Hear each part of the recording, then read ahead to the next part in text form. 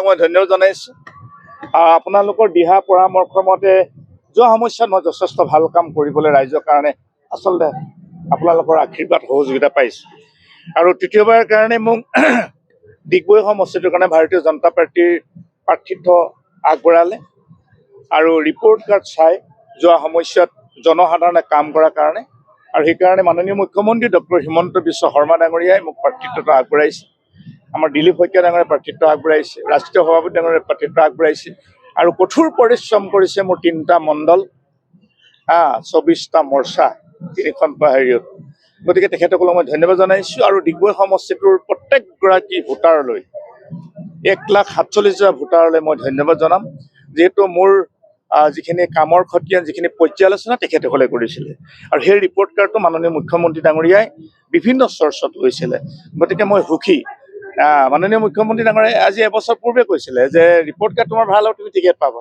আৰু মই নিশ্চিতভাৱে আপোনালোকক কৈছিলোঁ যে মোৰ ৰিপৰ্ট কাৰ্ড ভাল হ'ব আৰু ৰিপৰ্ট কাৰ্ডৰ ভিত্তিতে মই টিকেট পাম আৰু পাইছোঁ। দ্বিতীয়বাৰলৈ হ'বলৈ গৈ আছে, পৰিকল্পনা নতুন কি লৈছে?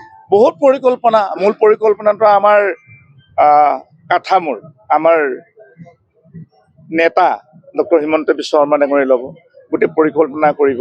ডিগবৈ সমষ্টিটো নতুনকৈ আমি আকৌ কিছু যিবিলাক সমস্যা থাকি গৈছে, আমাৰতো সমস্যা আমি বহুত নাইকিয়া কৰিলোঁ। যোৱা সমস্যাত মনোহৰ ৰাস্তা বনাইছোঁ ডিগবৈত, তাত আপোনালোকে কেঁচা ৰাস্তা বিচাৰিব লাগিব, পকা ৰাস্তা ইমানে বনোৱা আছে।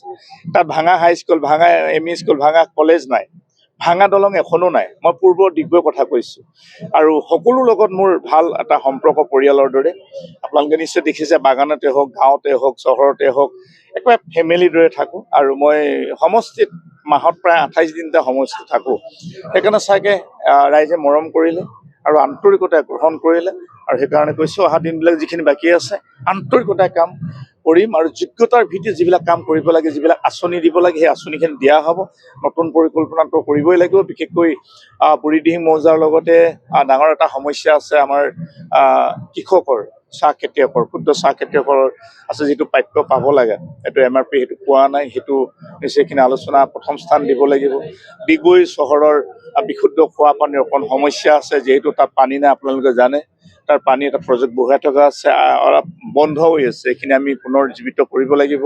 আৰু নতুন যিটো আমাৰ তেল অইল হেৰি আছে ৰিফাইনেৰী, সেইটো এক্সপানশ্যন কৰা হৈছে আৰু এক্সপানশ্যন কৰাৰ পিছত নিশ্চয় অহা দিনবিলাকত নতুনকৈ আৰু চাকৰি কিছু ওলাব আৰু আছে আৰু নিশ্চয় কৰিম আমি। ডিগবৈ বিধানসভা সমষ্টিত বিৰোধী ভূমিকা কেনেধৰণৰ? মইতো এতিয়ালৈকে বিৰোধী দেখা নাই।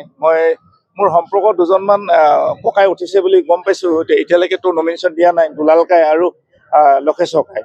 গতিকে এতিয়া লক্ষেশ্বৰ কাই মোক আশীৰ্বাদ দি গৈছে, শুভেচ্ছাটো তোক দিছোঁ, তই চিন্তা নকৰিবি। দুলাল কাই আজি দুদিনৰ আগতে মোক শুভেচ্ছা দিলে, কণ্টেষ্টটো কৰিছোঁ, কিন্তু চিন্তা নকৰি জয়ী তই হবি।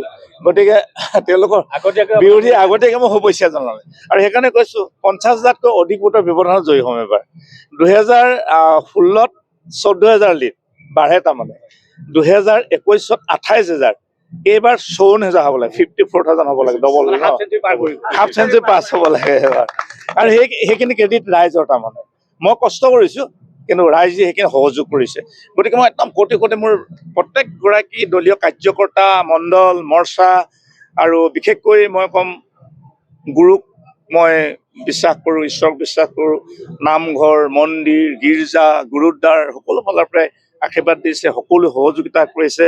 যিসকল বিজ্ঞ লোক আছে, মোৰ শিক্ষাগুৰু আছে, বা আমাৰ চিকিৎসক আছে, সকলোৱে ডিগবৈত আপুনি ছাৰ্ভে কৰকচোন, প্ৰত্যেকগৰাকী ব্যক্তিয়ে বিচাৰিছে। আৰু মোৰ ডিগবৈত কোনো বিৰোধ নাই নহয়, গম পাই নাই? মোৰ ডিগবৈত কোনো বিৰোধেই নাই।